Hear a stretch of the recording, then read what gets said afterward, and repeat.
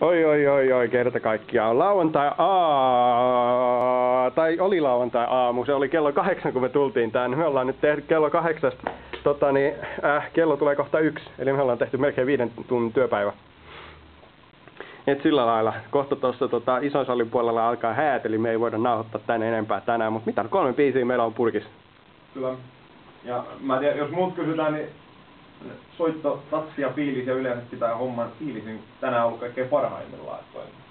Tuntuu, että homma on tänään toiminut kaikkein parhaiten tähän mennessä. No se ei varsinaisesti haittaa, että tätä kuvakin saattaa vähän täristä, kun kädet tärisee, kun on soittanut niin paljon. Et sillai.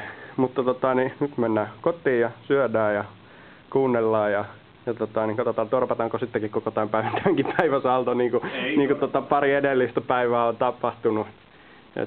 Nauhoitettiin, no se oli viime sunnuntai, nauhoitettiin 2 biisiä, ei vaan tullut semmoista jälkeä kuin mitä olisi halunnut, niin uusiksi ne menee, mutta me jätettiin ne biisit hautuun ja tehtiin tänään muita biisejä, ne nyt siellä takaraivossa koputtelee sitten huomista varten ne biisit, tehdään ne sitten huomenna ja katsotaan mitä niistä tulee.